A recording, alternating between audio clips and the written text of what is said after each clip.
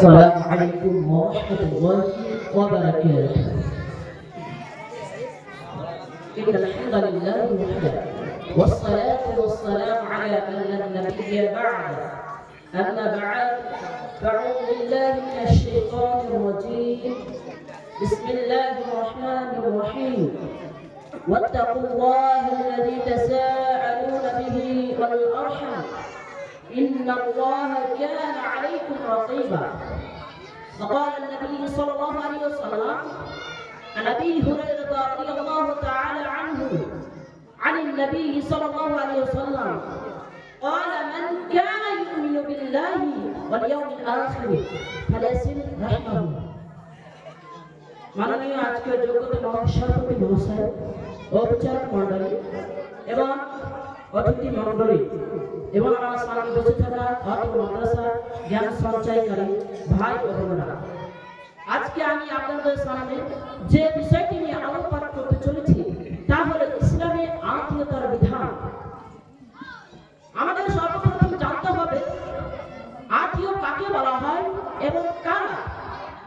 আত্মীয়কে আরবি ভাষায় রাহিম বলা হয়। আর আত্মীয় ওই সমস্ত ব্যক্তিবর্গ যাদের সাথে রক্তের সম্পর্ক আছে। এবারে জানবো যাদের সাথে রক্তের সম্পর্ক আছে তারা কারা। এ ব্যাপারে দুটি পক্ষ আছে।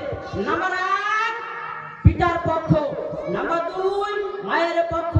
পিতার পক্ষের আত্মীয় হলো যেমন পিতা, মাতা, ভাই, বোন, চাচা, ফুফু, দাদা, দাদি ইত্যাদি। মায়ের পক্ষের আত্মীয় হলো যেমন নানা, নানি, মামা, খালা ও তার সন্তান সন্ততি। উল্লেখিত দুটি আত্মীয়ের মধ্যে পিতার আত্মীয় হলো শেষের আত্মীয়। আল্লাহ সুবহানাহু ওয়া তাআলা এই সমস্ত আত্মীয়দের সাথে সম্পর্ক রাখার বিধান দিয়েছেন। আল্লাহ সুবহানাহু ওয়া তাআলা বলেন ওয়াত্তাকুল্লাহাল্লাযী তাসাআলুনা বিহি ওয়াল আরহাম ইন্নাল্লাহা কানা আলাইকুম রাকীবা। তোমরা সে আল্লাহকে ভয় করো যার নামে তোমরা পরস্পরের নিকট ভাব চেয়ে থাকো।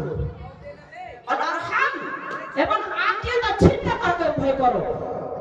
ইন্নাল্লাহা কানা আলাইকুম রাকীবা, নিশ্চয় আল্লাহ তাআলা তোমাদের উপর তীক্ষ্ণ দৃষ্টি রাখেন। অত্র আয়াতে আল্লাহ সুবহানাহু ওয়া তাআলা আত্মীয়তা রক্ষা করা বড় তাকিদ করেছেন। ছোটটা মণ্ডলী, এবার আসুন আমরা জেনে নিই ইসলামে আত্মীয়তার বিধান কি। ইসলামে আত্মীয়তার বিধান হলো ফরজ। যেমন নামাজ, রোজা ফরজ, স্বেচ্ছায় ত্যাগ করা কাবিরা গুনাহ, অনুরূপ আত্মীয়তা ছিন্ন করা কাবিরা গুনাহ। নবী করিম সাল্লাল্লাহু আলাইহি ওয়াসাল্লাম বলেন, নবী হুরায়রা রাদিয়াল্লাহু তাআলা আনহু আনিন নবী সাল্লাল্লাহু আলাইহি ওয়াসাল্লাম, হযরত আবু হুরায়রা রাদিয়াল্লাহু তাআলা আনহু থেকে বর্ণিত, তিনি বলেন রাসূলুল্লাহ সাল্লাল্লাহু আলাইহি ওয়াসাল্লাম বলেছেন, মান কানা ইউমিনু বিল্লাহি, যে ব্যক্তি আল্লাহ ওয়াল ইয়াউমিল আখির এবং আখিরাতের প্রতি ঈমান রাখে, ফালিয়াসিল রাহিমাহু, সে যেন তার রক্তের সম্পর্ক বজায় রাখে। শ্রদ্ধেয় উপস্থিতি, আত্মীয়তা ছিন্ন করার ব্যাপারে মুহাম্মদ সাল্লাল্লাহু আলাইহি ওয়াসাল্লাম কঠোর হুঁশিয়ারি দিয়েছেন। নবী করিম সাল্লাল্লাহু আলাইহি ওয়াসাল্লাম বলেন, লা ইয়াদখুলুল জান্নাতা কাতিউন, আত্মীয়তা ছিন্ন করে জান্নাতে প্রবেশ করবে না। যারা আত্মীয়তার সাথে সম্পর্ক রাখবে, আল্লাহ সুবহানাহু ওয়া তাআলা তাদের সাথে সম্পর্ক রাখবে। হাদিসে কুদসিতে এই ব্যাপারে আল্লাহ সুবহানাহু ওয়া তাআলা আত্মীয়তা বন্ধনের সাথে কথা বলেছেন। যেহেতু আত্মীয়তা বন্ধনের বাকশক্তি দিয়েছিলেন, আল্লাহ সুবহানাহু ওয়া তাআলা বলেছেন, ওয়াল্লাহু তাআলা মান ওয়াসালাকি ওয়াসালতুহু, যে তোমার সাথে আত্মীয়তা সম্পর্ক রাখবে, যে তোমার সাথে আত্মীয়তা সুসম্পর্ক রাখবে, আমি আল্লাহ তার সাথে সম্পর্ক রাখবো। ওয়ামান কাতাআকি কাতাআতুহু, আর যে তোমার সাথে সম্পর্ক ছিন্ন করবে, আমি তার সাথে সম্পর্ক ছিন্ন করব।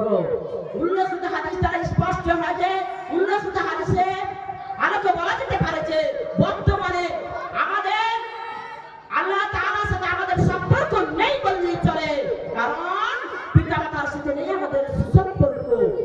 ভাইদের মধ্যে বৃদ্ধি পাচ্ছে শত্রুতা, দাদা ও চাচাদের মধ্যে চলছে রেষারেষি,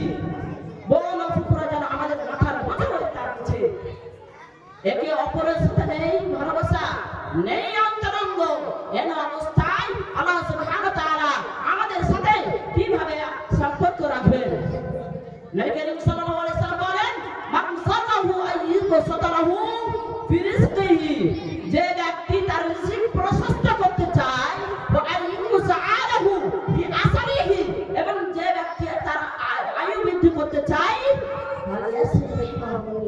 সে যেন তার আত্মীয়তা সম্পর্ক বজায় রাখে। উল্লেখিত হাদিস দ্বারা প্রতীয়মান হয় যে ব্যক্তি আত্মীয়তা রক্ষায় আয়ু এবং রিজিক বৃদ্ধি পায়।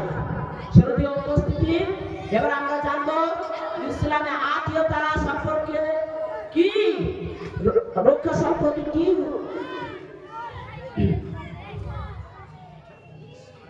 ইসলামে আত্মীয়তা সম্পর্ক কিভাবে রক্ষা করব? ইসলামে আত্মীয়কে যদি ইবাদতের চেতনা নিয়ে যায়, তবে আমাদের জন্য আত্মীয়তা রক্ষা করাটা খুব সহজ হয়ে যাবে। আর যদি সামাজিকতার চেতনায় নিয়ে যায়, আমাদের জন্য আত্মীয়তা রক্ষা করাটা খুব কঠিন হয়ে যাবে। নবী করিম সাল্লাল্লাহু আলাইহি ওয়াসাল্লাম বলেন, হযরত আবু হুরায়রা রাদিয়াল্লাহু তাআলা আনহু থেকে বর্ণিত, তিনি বলেন, এক ব্যক্তি বলল, হে আল্লাহর রাসূল সাল্লাল্লাহু আলাইহি ওয়াসাল্লাম, আমার আত্মীয়-স্বজন আছে, আমি তাদের সঙ্গে আত্মীয়তা সম্বন্ধ রক্ষা করি, কিন্তু তারা আমার সাথে আত্মীয়তা ছিন্ন করে। আমি তাদের উপকার করি, কিন্তু তারা আমার অপকার করে। আমি তাদের সঙ্গে সহনশীলতা ব্যবহার করি, কিন্তু তারা আমার সাথে মূর্খতার আচরণ করে। যখন নবী করিম সাল্লাল্লাহু আলাইহি ওয়াসাল্লাম বললেন, তুমি যা বললে তুমি প্রকৃত অবস্থায় তাই হয়, তাহলে তুমি তারা